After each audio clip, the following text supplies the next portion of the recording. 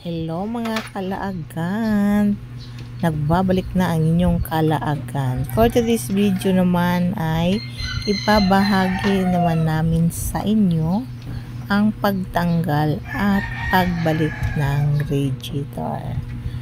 Ayan, sabay-sabay po natin yung panoorin at may mag-i-explain po sa inyo kung ano at paano tanggalin at paano ibalik.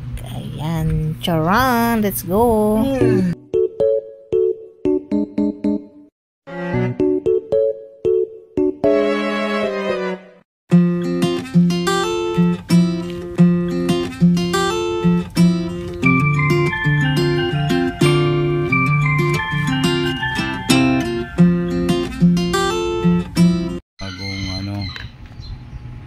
Tanggal radiator dahil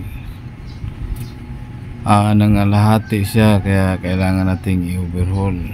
Ayan, nilagnot-lagnot ko yung mga dyan mga idol, kasi mahirap tanggalin. Tapos yung tanggalin mga idol, dadalhin niya dun sa palinisan ng radiator para mabilis lang.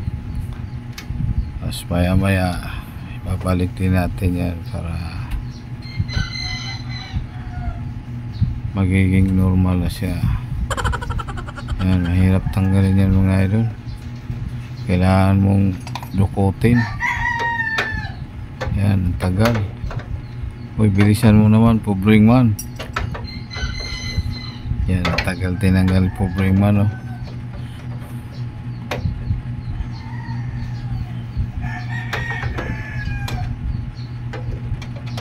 Mahirap tukutin mga idol, nasa ilalim eh. Kailangan may pasok yung buong kamay mo. Ano yan mga idol, 4 na tornilyo bago mo maibaba yung radiator. Ayan, fast forward na mga idol, baba agad para mabilis lang.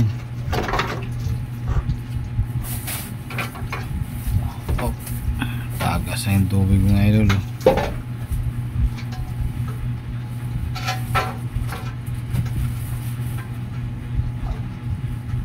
Ayan, maya konti babalik na yan. Ayan, fast forward ulit, balik na para mabilis, para magamit na agad yung sasakyan ni pobreng man. Ayan, binalik na.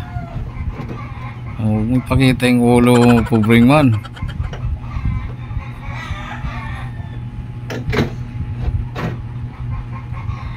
Tagal binalik ah.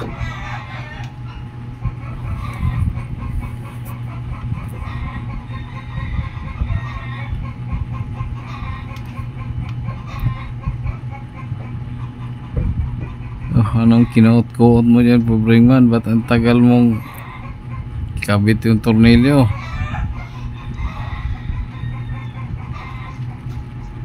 Ayan, tapos na.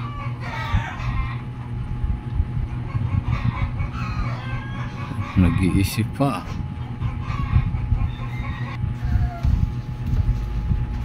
Ayan, fast forward ulit. Lalagyan natin ng mineral mga idol para makatikim naman siya ng mineral na tubig, hindi galing sa gripo. Ayan, saan ka pa, naka-mineral ka na.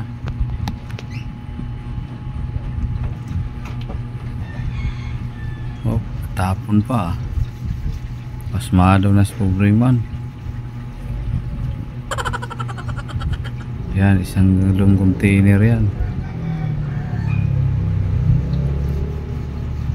Kaya nilagyan ng mineral yung mga idol, iwas kalawang sa loob. Kasi yung mineral may chemical na yun siya eh, may gamot pa. Kaya hindi nakakalawangin yung bagong overhaul na radiator.